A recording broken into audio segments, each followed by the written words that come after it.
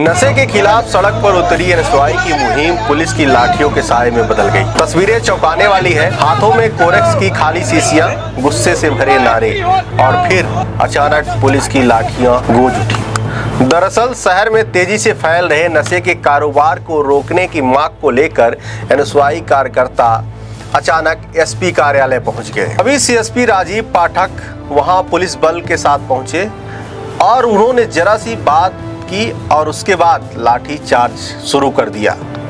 बस फिर क्या था, पुलिस की लाठियां चली, एनएसयूआई कार्यकर्ताओं में भगदड़ मच गई।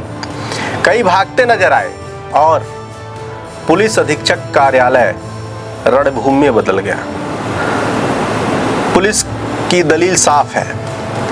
उसने कहा कि बिना अनुमति प्रदर्शन कर रहे थे, कानून का उल्लंघन कर रहे थे और हालात बेकाबू थे, मजबूरी में लाठीचार्ज करना पड़ा। इसमें तस्वीरों में देखिए किस तरह से कितने लोग हैं, किस तरह से हालात बेकाबू हैं और किस तरह से पुलिस ने लाठीचार्ज किया।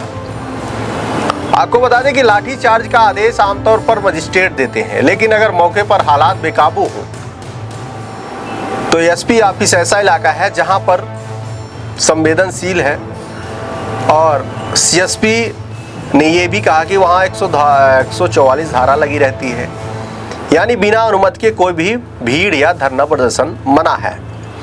इसके बावजूद कार्यकर्ताओं ने नारेबाजी की, माहौल गर्म होने लगा, हालात बिगड़ने लगे और तभी सीएसपी राजीव पाठक ने पुलिस बल और लाठी चार्ज कर दिया। बस फिर क्या था, पुलिस की लाठियां चली, एनएसयूआई कार्यकर्ताओं में भगदड़ सी मच गई। अब भागते नजर आए और पूरा इलाका रणभूमि में बदल गया। वहीं आमतौर पर कानून क्या कहता है, लाठीचार्ज का आदेश मजिस्ट्रेट देते हैं, लेकिन अगर मौके पर हालात बेकाबू हों तो सीएसपी, एसपी जैसे वरिष्ठ पुलिस अधीक्षक या अधिकारी भी बल प्रयोग कर आदेश दे सकते हैं और रीवा में यही हुआ। लेकिन अब सबसे बड़ा सवाल यह खड़ा हो रहा है कि क्या पुलिस की ये कार्रवाई नशे के कारोबार पर लगाम लगाएगी या फिर ये लाठियां सिर्फ आवाज दबाने का जरिया बन जाएगी। रीवा की सड़क पर छिड़ी ये जंग नशे के खिलाफ है या सत्ता के खिलाफ, इसका जवाब आने वाले वक्त में तय करेगा। बीते दिने एसपी ऑफिस में प्रदर्शन कर रहे एनएसयूआई कार्यकर्ताओं पर पुलिस द्वारा लाठीचार्ज किए जाने के विरोध में एनएसयूआई कार्यकर्ता आईजी ऑफिस भी पहुंचे। उन्होंने वहां ज्ञापन दिया और मांग की है कि कार्यकर्ताओं पर लाठी भाजने वाले सीएसपी राजीव पाठक को तत्काल यहां से हटाया जाए। वहीं एनएसयूआई कार्यकर्ता ने अनुमति लिए बिना प्रदर्शन करने के पीछे तर्क दिया कि कुछ दिनों पहले चौराटा थाना में भाजपा के पूर्व विधायक 24 घंटे में बिना अनुमति के बैठे थे, किसी पर प्रकरण दर्ज नहीं हुआ, उनके खिलाफ कोई कार्रवाई नहीं हुई, तो एनएसयूआई कार्यकर्ताओं पर ही क्यों प्रकरण दर्ज हुआ। आरोप लगाते हुए कहा कि रीवा पुलिस नशीली कप सिरप के बड़े व्यापार करने वाले पर कोई कार्रवाई नहीं हो रही है और इनकी सह पर नशीली कप सिरप का व्यापार हो रहा है। तो जिस तरह से एनएसयूआई कार्यकर्ताओं पर आरोप लगे हैं, अब सीएसपी राजीव पाठक पर भी गंभीर सवाल खड़े हो रहे हैं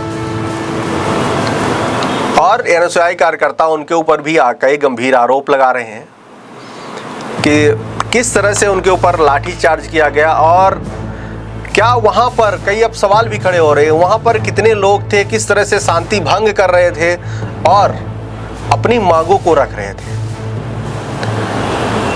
और हालात किस तरह हुए और कौन सी मजबूरी ऐसी हुई कि पुलिस को बल पूर्वक वहां से खदेड़ना पड़ा और उनके ऊपर लाठी चार्ज किया गया। अब कई गंभीर सवाल पुलिस पर खड़े हो रहे हैं और एनएसयूआई कार्यकर्ताओं ने पूर्व विधायक और पुलिस पर भी कई गंभीर सवाल खड़े किए हैं। तो इस पर आपकी क्या राय है, कमेंट बॉक्स पर जरूर बताएं। एसपी ऑफिस की एक अपनी गरिमा है, ऐसे ही बगैर परमिशन के कोई भी धरना प्रदर्शन करने चला आएगा तो ऐसे में उनको चेताया जाना बहुत ज़रूरी है और इसी अनुक्रम में उन्हें चेतावनी दी गई है।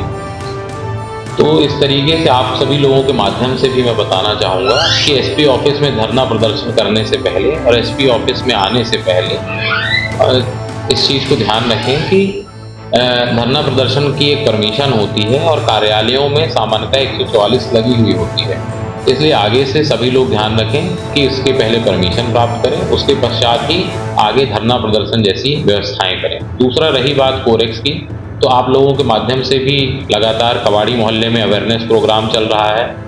इसके अलावा डेली पिछले 15 दिन में 9 लोगों के खिलाफ कबाड़ी मोहल्ले में कार्रवाई की गई है। हमारे शहर के भी अलग अलग थानों में कार्रवाई की जा रही है। पुलिस अपना प्रयास लगातार कर रही है और हम आगे भी उन लोगों के खिलाफ सख्त से सख्त कार्रवाई करेंगे। जो प्रदर्शन कर रहे थे, कौन उनकी पहचान नहीं हो सकती? देखिए, प्रदर्शनकारियों के बारे में भी विशेष ध्यान नहीं दिया गया कि वो कौन है।